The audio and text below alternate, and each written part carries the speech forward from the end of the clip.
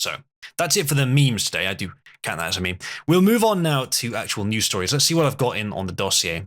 Yeah, so we've done that one. Let's go on to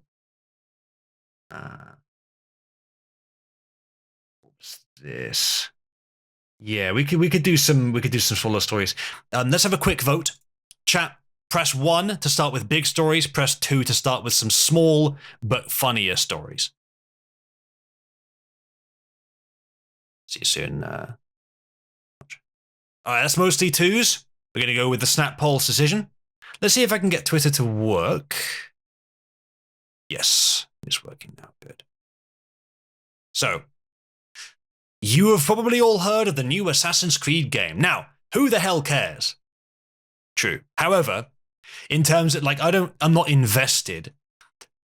But in terms of the analysis of the culture, we can indeed pay attention to it.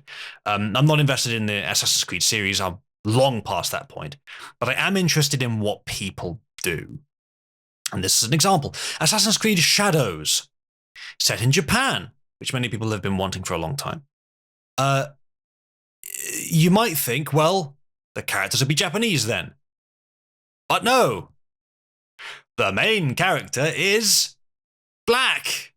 They've un-yellow washed it with black. However, it gets funnier. Yes, exactly. This is a very appropriate meme.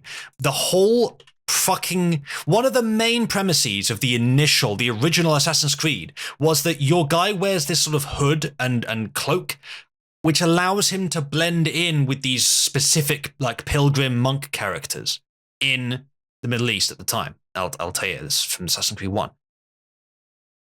The whole point is that you can hide in plain sight. The whole point is that you can blend in.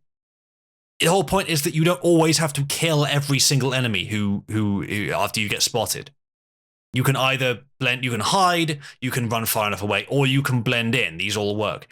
If you're a black man in Japan, you cannot blend in. You are singular. Now, the only exception is if you're wearing one of those like full face samurai masks and gloves. But in most of the material that I've seen, he isn't. So, yeah, it's a little hard to believe. Now, it's not essential that the character not be black, the character be Asian for the gameplay to make sense. But it certainly makes less sense with him being black. As I've mentioned before, and as I'll repeat here, we are not concerned when we talk about this stuff, when we talk about the various washing, black or gender bending or whatever, sexuality changing. We're usually not actually upset with the race or gender that's been chosen.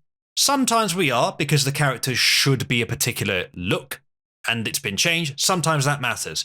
But quite often we don't care about there being a black character.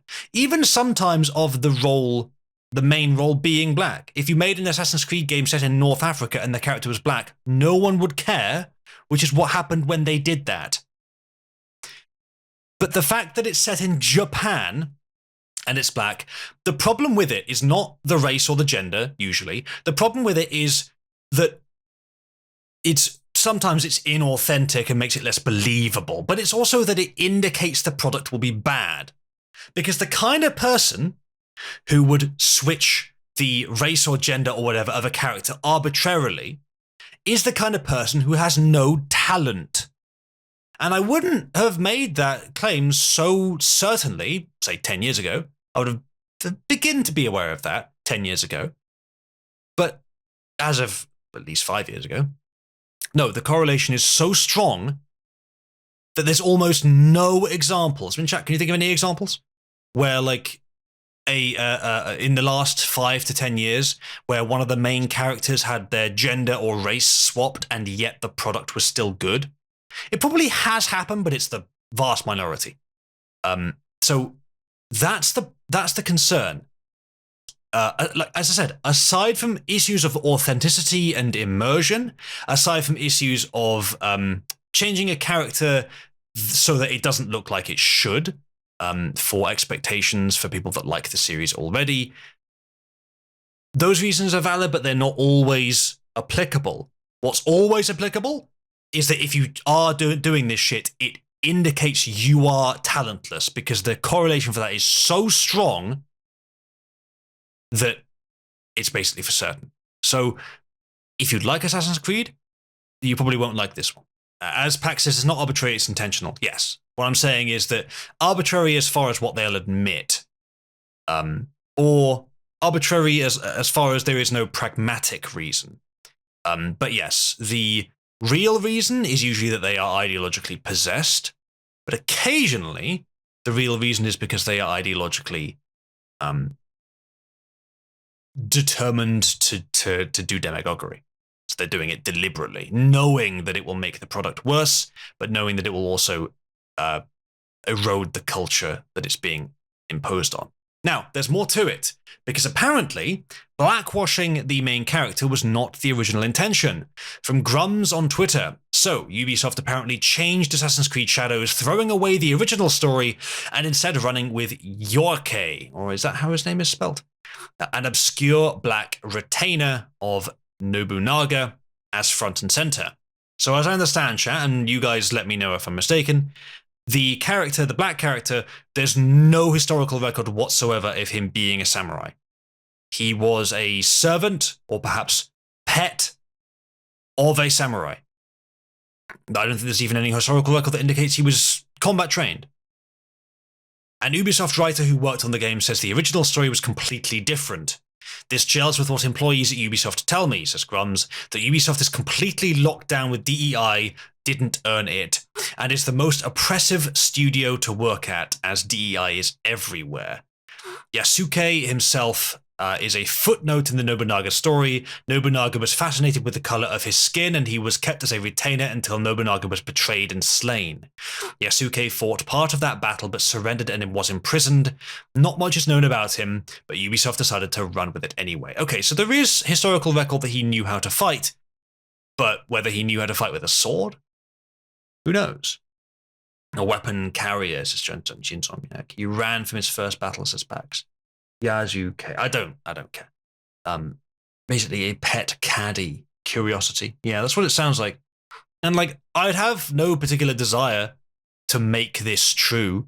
If you could find a black guy in Japan who was a famous samurai and you wanted to make that the basis of your story, then you can keep somewhat your authenticity angle because it happened.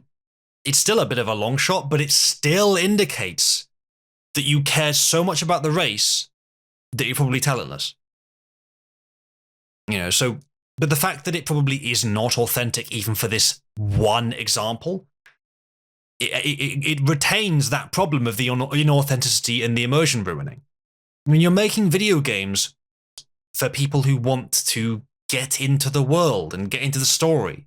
It's not, it's like a 2D geometric puzzle game, is it? It's a 3D human-based historical story game. So people want to get at least somewhat immersed. And if you're showing them a black samurai, one of which never existed up until maybe, I don't know, like 50 years ago, and even then, samurai didn't really exist then, so probably there has never been a proper black samurai, then people are going to get unimmersed. Of course, what they really want to do is imply to children that all races are everywhere so that they can make that true, so they can indoctrinate people. That would be the real reason. But I think it's working less and less as the years go by. A lot of the way that culture changes is by each generation rejecting the untrue norms of the previous. And I think, by the way, that the idea that kids are often rebellious, it's not random.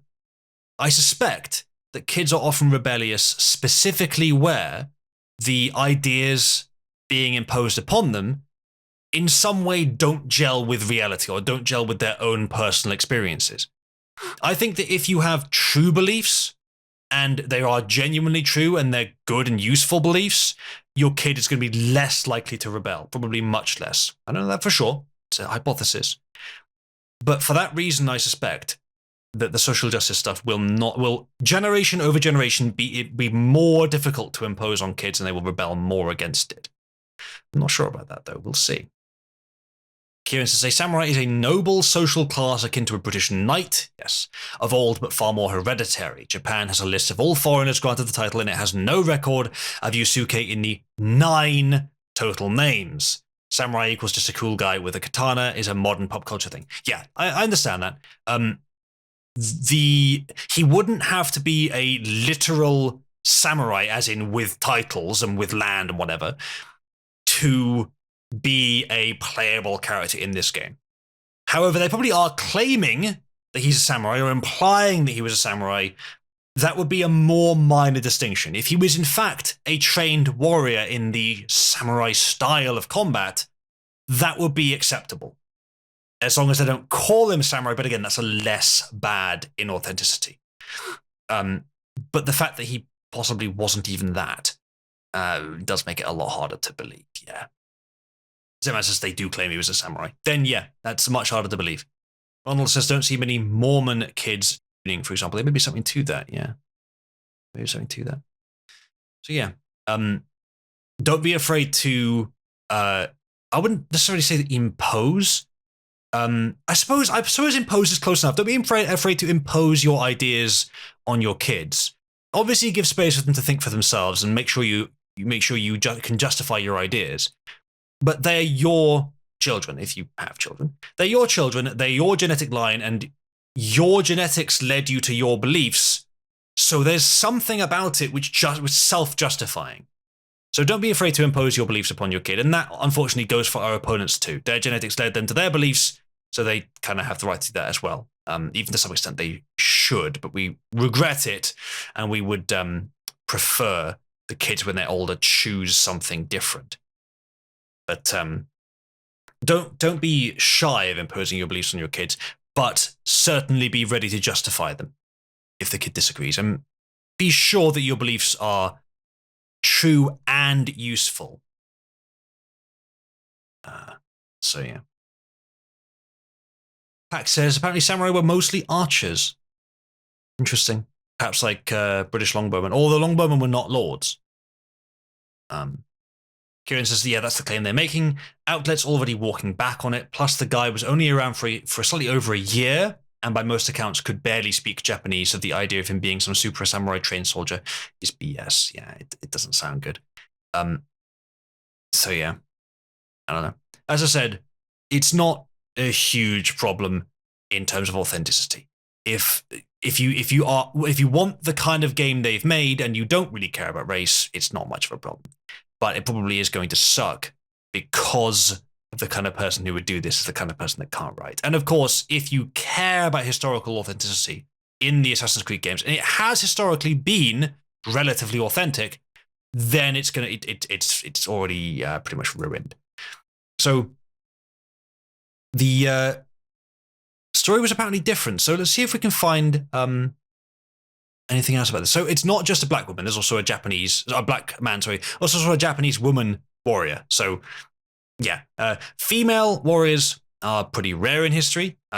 Possibly rare, or not quite as rare as black samurai, but still very rare. And the fact that this game is just two groups of people, individuals from two groups of people that are incredibly rare, is, again, it strains the authenticity expectations. Probably even more so in Japan. So the other is a shinobi woman named Naoe. Trailer comes tomorrow. It's confirmed now for sure. The first AAA game set in Japan walked past every Japanese man and went straight for a black main character. So this is one of the, developers. They say, I worked on some narrative elements for the Sengoku era of Japan for Assassin's Creed back in 2013 to 2014 when I worked under contract in San Jose, Tokyo area. Now, I don't know what that means. I guess they tossed all that out for Black Samurai and some cannon-destroying Kunoichi boss. I'm glad I'm not in that industry anymore. I guess it's only fitting that my contributions in these studios vanished like everything else I worked on.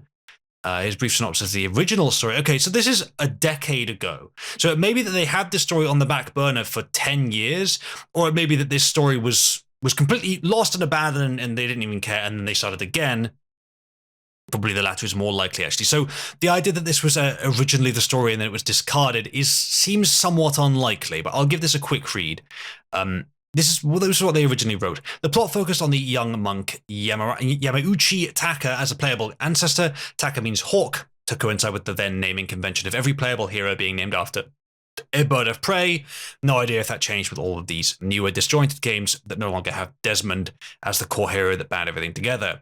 The Desmond parts were such a waste, to be honest. The main conflict was about the Sword of Eden, aka Excalibur, Honjo Masamune, Genghis Khan's sword, etc., and how it had given its latest wielder, Oda Nobunaga, an unfair advantage in his conquest of Japan. That sounds like a fun story. After Nobunaga is assassinated by Hattori Hanzo, someone quote the alt, Taka becomes a part of the Brotherhood and under Hanzo was trained as an assassin, shinobi. The Brotherhood tried to transport the recovered sword out of Japan, but are bested by Jesuit Templar ships, and it is lost. That sounds interesting. That sounds like a decent plot. To make matters worse, Hanzo is assassinated as he considers retirement as a monk. His lord, Tokugawa Ieyasu, charges Taka with finding the killer and recovering the sword. That sounds like a cool premise, actually. I quite like that. That's probably better than what they come up with now. Despite Nobunaga's successor, Toyotomi Hideyoshi acquiring the sword and going on a rampage that extends into Korea, Taka steals the sword back and Mad Daimyo loses his power, weakening his campaign in Korea. Incensed by the theft, Toyotomi believes he was betrayed by the Templars and basically exterminates all Jesuits Templars in Japan. Taka infiltrates Toyotomi's castle and faces him in final battle, resulting in Toyotomi's death. The ambitious Daimyo is left to die as Taka slips away before his retainers could intercept him. The now seasoned assassin spares Toyotomi's infant heir, knowing the clan has lost its teeth and will eventually wither without Hideyoshi. Ieyasu begins his ambitious power grab, demanding Taka and the Brotherhood give him the sword and help him wipe away Abstergo, in Latin, all of his enemies from Japan to fully unite it under his clan's banners. Taka and the Brotherhood decline to vanish into the shadows with the sword. Black Samurai and Kunoichi it is. Yeah, that actually sounds like quite a fun story. I like that. At least from what they say. And yeah. So I also saw some evidence at some point recently that the opening paragraph of the Yasuke article, the Black quote-unquote Samurai's article, the opening paragraph, or one of the main sections, says it's important to note that there are no historical writings or evidence that Yasuke was considered a samurai. He was never given a fief or referred to as one in any writings. Most of our knowledge of his life comes from these messages written by missionaries and locals.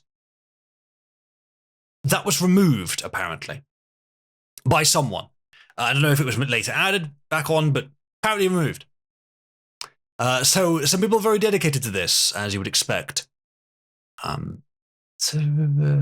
All right, Voodoo, I will open that. We may look at that later. I have a lot of stories, we may not get to everything today. But yeah, that's it. I think that's all I'll say on that story.